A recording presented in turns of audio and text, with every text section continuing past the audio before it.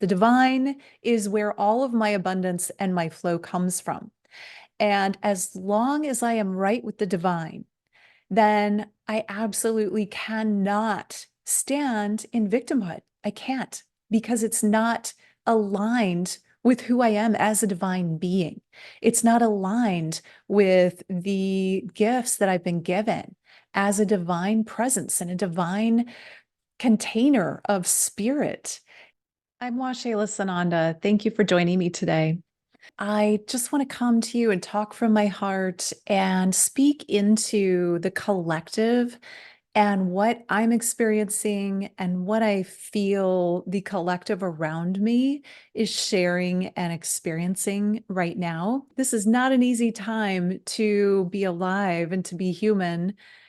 Unless you're one of those lucky people that have done a whole ton of work and you've already cleared everything, you have nothing to do here but serve. I think those are definitely the smaller number. And most people are really going through it. I have a lot of compassion for that. I myself am very empathic. I feel what's going on. I feel the collective. I have boundaries, so I'm not overwhelmed by it most of the time. But even just going out into a normal group of people right now, or just doing like normal things around town, I really have to come back and restore my energy because I do feel the intensity of what people are experiencing and what's going on energetically and with the earth and the astrology and all the things that are having an effect and an impact on us. It's multidimensional, it's multi-layered. If you're feeling like intensity, angst, if you're feeling kind of torn or irritated or upset or agitated, and maybe you're not even sure why, or you don't know why you're getting triggered, it's okay. And it's part of this time where duality is really making itself known. This is the time where the rug has been pulled and it's being shaken out, and all the stuff, all the junk, the garbage, the debris, the dirt is flying. This is true in so many different areas of life. You know, all you have to do is tune into the news or turn on the TV, which I don't recommend, but but you're going to hear it anyway, in the government and in finances and in politics, in the world, all over. Every segment, there's turmoil, there's strife. People are suffering. This is really a call to all of you who, I know if you watch me and you tune into my work, you're a light and you have a heart of service and you want better for yourself and your family and your community and the world. Otherwise, you'd have no business listening to me, because that's what I'm all about. It can get really easy to get lost in this time, in all that's going on. Here's what I've witnessed for myself and others. Whatever you haven't resolved, whatever is in you that needs to get resolved, it's going to come up. You will be challenged. You will be pushed and pulled. You're going to feel these things coming up that you need to address, that it's your time to look at. And it's going to be challenging. And you know what? That's okay, because that's what these times are for. And that's what this is about. And so there's a lot to be said for observing, being an observer of what's going on within and around you and what your perceptions are when you're getting upset, when you're getting triggered, to look at, okay, first of all, take a minute before you react, respond rather than react, so that you can really come from a centered place. And that can be difficult right now. So to come from this place of non-judgment, I know that's difficult. And I know that as humans, we judge. That's just how we are designed. We naturally do that. And not to judge that, have your moment, have your judgment, but then step back into alignment and say, okay, I see myself judging that. What is it that I'm judging and why? And what is it triggering in me and why? Because if you were done with that thing, then you wouldn't need to judge it anymore. Or if that had no impact on you, you wouldn't be feeling the angst and the anxiety around it. You might feel a call to action. You might feel like I need to support and contribute in some way here. Or you might feel like, okay, I'm just an observer and a bypasser here. Or you might feel sucked in and irritated and freak out about it. And just to observe, what am I doing and how is this impacting my life and the life of others around me? So a good litmus test is, can I do something about this? Is there some way that I can be of service, that I can contribute, that I can be impactful in whatever situation's coming up? And if there is, then take that action. This is your call to action. But if it's something that you have no ability to contribute to or to really take an action and do something about, it's your time to look within and say, okay, what's going on within me that I'm not peaceful or that I haven't remedied, or where am I creating chaos in my life, in my world, in the world around me, or in my relationships? Where can I find harmony and harmonize that which is within me, and then allow that to spill out into the world, into your relationships, into everything that's around you, and then be the observer of the change that happens when you make that change internally. And that is where the magic is in these times, because there are things going on that we can't reach, that we can't do anything about. There's war, there is famine, there is, the world is full of terrible things happening. A lot of those things we personally can't do much about. But we can go internally and find those places like, where am I creating friction, which is a type of war within? Where am I causing turmoil? Where am I not balanced in my energy and in my expression, in my words, in my actions? Where am I unclear within myself?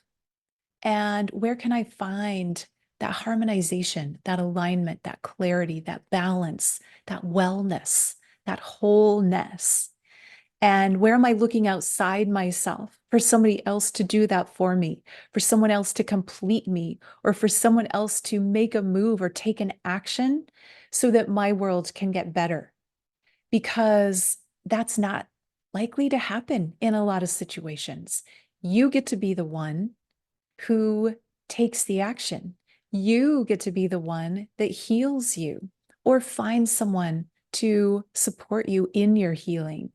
You get to be the one who creates balance internally and then support that balance in your external world. Here's an example in my own life. I had a number of challenges last month. I had a number of challenges coming up between traveling and the hurricane, tropical storm and hurricane that came through in my area, and changings of plans and flooding in my house and all kinds of things just going on, and a lot of turmoil, a lot of things getting stirred up, and some other difficult things going on business-wise. I had a company that I worked with who refused to pay me. They owed me money in affiliate sales, and they just refused to pay me. At first, I got really upset about that because I really believe in justice, and it was unjust. Their reasons were really unjust. And I wrote many emails, and we had lots of exchanges, and like, okay, nothing's happening here. This isn't getting resolved. So I'm feeling anxiety around it. I'm feeling anger toward them. I'm feeling irritation. What do I need to do? It's a real life example because these situations show up all over the place, right? This seems like something that it is in my hands to do what I can do, but somebody else is withholding from me something that they had promised. So breaking an agreement and a contract and handling it in an unfair or unjust way. And so I drew on my metaphysical basket of tools, and I stepped into First of all, the last thing I felt for it was one guy that I was interacting with. So I lost my goodwill feeling toward him, and I started feeling negatively toward him. So this was the first thing I knew I needed to remedy, because how can I expect clarity and the, payment of a debt when there's anger and frustration and all of the things that clog the receiving of that divine flow?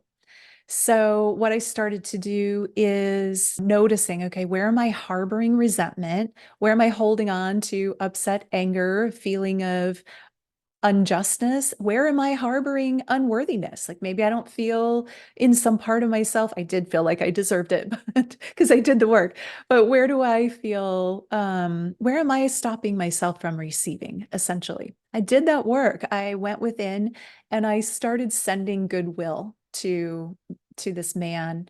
I started thinking good thoughts for him. I started wishing prosperity for him, seeing him in abundance and flow, seeing him wanting to make things right with me, wanting to send me the abundance and the flow that, that he was owed to me. And then I would drop it. And then like this was part of my daily routine. I'd spend maybe not a long time, maybe 5 minutes a day, just visualizing that. And then I'd follow it up with an email at an appropriate time, like, hey, where are we at on this? I mean, during that time, I sent back and forth. We did about 30 emails, but I stopped and did this work. And then when I felt aligned, when I actually felt goodwill toward him, that's when I sent another email and just a reminder of like, hey, here's where we're at. And I'd love to get this resolved. How are you feeling about it? And the next thing I knew, he sent me the money. He didn't say anything about it, just showed up in my account. And I'm like, wow, okay, that worked. But I do want to say, if I had continued on the path of resentment, of anger, I was getting angsty and judgmental, and honestly starting to feel somewhat victimized. And there's that word that is such an important piece of this. Where was I being a victim? And I want you to look at this because this is what's going to make a difference in your life as well. I know we don't like to admit playing the role of victim. I've had so many years, so many years. I mean, we're talking about going on 25 plus years of learning how to not be a victim in my life. And yet, situations still come up where I feel like, okay, I'm the victim here. Somebody's not being just toward me. And so I really had to give up that any inkling of a feeling of victimization and get to this point of, okay, you know what? This guy, this company is not my source. The divine is my source. God is my source. The divine is where all of my abundance and my flow comes from. And as long as I am right with the divine, then I absolutely cannot stand in victimhood. I can't, because it's not aligned with who I am as a divine being. It's not aligned with the gifts that I've been given as a divine presence and a divine container of spirit. I had to get right with myself, get right with the divine, and then the natural universal reaction or response to me being in alignment and standing fully in that alignment and my balance and my truth was that the divine had to find a way to send me the the balance, the balance that was owed. Balance equals balance. So I was owed a balance, and I got completely balanced and aligned, and then that balance was paid to me. That it's like that dam broke because I was given an opportunity to look at myself. What do I do? Where do I go? Where do I get out of balance? How do I hold myself in these situations? How do I respond? How do I react?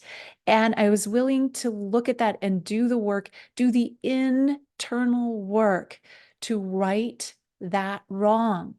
Even though it seemed like someone else outside of myself was doing me wrong, doing me harm, or withholding from me, I had to find it in myself. Where am I responsible? Where am I the one that can be fully and in balance and fully in my light and fully in my power? That person, that other person is not your source. It might look like it. Maybe it's child support that's owed to you. Maybe it's, somebody's done you harm and they owe you. Maybe someone has stolen from you. Maybe it's a paycheck. Maybe it's something else that hasn't come to you and money's owed to you. Or maybe it's some other type of energy that is owed to you. But that other person or company that you think, or maybe it's the government that you think owes you, is not your source. The divine is your source. God is your source. And you, when you are in alignment and knowing of your source and knowing who you are and what your truth is, and that other person is just a reflection of something that has gotten out of balance, it's a gift because you get to get in alignment. You get to know, okay, that's not my source. When I'm in alignment, nothing could be withheld from me. There is only flow. There is only abundance. There is only just the absolute abundance of wonderful, great things in the world for me. When you get right with that, when you know that and take the action, okay, I didn't just get right with myself, I got right with myself. And then I sent the email again with a request, with a kind-hearted request. Hey, can we get this right? Can we make this right? And then the answer was yes. It wasn't like, hey, you jerk, you still owe me. It didn't come at it that way. Came at it in balance and harmony. Like, I just want harmony here. How can we make this right? Boom, it happened. Okay. So getting your mindset right around abundance, around what is owed to you, around feeling victimized in your life and in your relationships, getting your mindset right. It doesn't mean that it's not going to happen again. It's going to happen as many times as it happens. It's going to keep happening until you master it. And then when you master it, it's going to still keep happening, but you're going to be master of it then. So you're going to get in balance so quickly, even if you do get thrown off or feel victimized about something. And I can say for myself, wow, I used to take a lot longer to get myself right than I do now. I've had a lot of practice. And this is something that affects every aspect of our lives, our perception. And another thing is the words that we speak and write, those are spells. We are spelling words. We are casting spells with our words. So when we say to someone, whatever it is that they're doing that's upsetting us, and we do it in anger or in an accusatory way or from a victim standpoint, we're actually casting that spell on ourselves, and we are withholding from ourselves the divine flow, the divine abundance. And this is in total non-judgment. When we realize it, when you become aware, oh, look what I've been doing here. No wonder I've been not in flow. No wonder this hasn't been working. Or no wonder, like it's so clear then when you start to get it and see it and write it. And then it's like magic. It really is, like things just start to come together. And so my last video last week, I talked about the energy of love and how I've been every morning. I start my day with inviting the energy of love into my life, into my energy, into my body, into my mind, into my spirit, into my heart, the living spirit of love. And what has been happening is pretty mind-blowing. I mean, love is knocking on my door in pretty much every aspect of my life. And love is the divine. Love is God. Love is one with God. Love brings the divine into our hearts and into our lives. And with that is divine flow and abundance. And so there's this, like, the energy of love is not just about, certainly not just about romantic love. Yeah, that's one aspect of it, but it's about so much more than that. And notice my loving heart back here, my it's the infinitely faceted diamond light of the heart that I talk about. Um, Inviting the living energy of love into my life has shifted almost every area. So, I mean, I've been invited to be on some incredible podcasts that I'm so excited about. Someone reached out yesterday. Actually, they reached out a week ago. I didn't find the message until yesterday, and I responded, and I'm already scheduled for an interview on a podcast that I have been listening to and loving for years. It's such a exciting thing for me to get to share on some of these bigger platforms. I appreciate all the platforms I've been invited to share on, but now getting invited to some bigger ones is pretty exciting. This all came when, like, right after I started inviting the energy of love into my life. It's like it just wants to expand me. And it wants to expand you. It wants to expand. The energy of love just wants to expand. So try it. Listen to last week's video. I think up here is where I can link it, and I'll put a link to it there. Click on it. You can kind of get a feel. I do an 8-minute meditation of how I go about inviting the energy of love into my life, into my body, into my mind, into my energy. And it's so balancing. And when you really get in touch with it, it is a living spirit. Light is a living spirit. Love is a living spirit. The divine essence is a living spirit. It wants to expand us. Consciousness wants to expand. And when we become a container, a receptacle for expansion, we have no choice but to expand in the most beautiful ways. And sometimes that's going to show up as turmoil, because those places where we have been holding back and restricting ourselves and not letting ourselves expand, I'm talking to myself right now, as well as you, those things are going to show up with love and knock on our door and say, are you sure you're ready for expansion here? Are you sure you want to go here? Because I'm coming and I'm ready for you. Are you ready for me? And then we get to really look at, like, oh, wow. Okay, where am I holding myself back? Where am I not opening my heart? Where am I not open to love? Because love just wants to come in and love. That's all it wants to do. Okay, that was fun. I had no idea where I was going to go. I think I gave a lot of content there that is actionable in your life. And these are things that I've been personally working on a daily basis, and my life is changing and expanding in amazing ways. And I want that for you as well. What I do in this outreach, in my podcasts and in my videos, is I just want to help you grow and expand and have a better life. And in doing that, creating better relationships and better communities and a better world for yourself and for all of us. Because when you do that for yourself, you're doing that for everyone. You're doing that for your relationships. Well, then those are spilling over, and it's spilling into your community and into your service work and into your clients and into whatever you do during the day. So I encourage you to do this internal work, especially now. I mean, it's always a good time. Now is always the time. Times are intense and challenging. Things are going on, and there's a lot of angst and a lot of upheaval, and everything's coming out that has been hidden.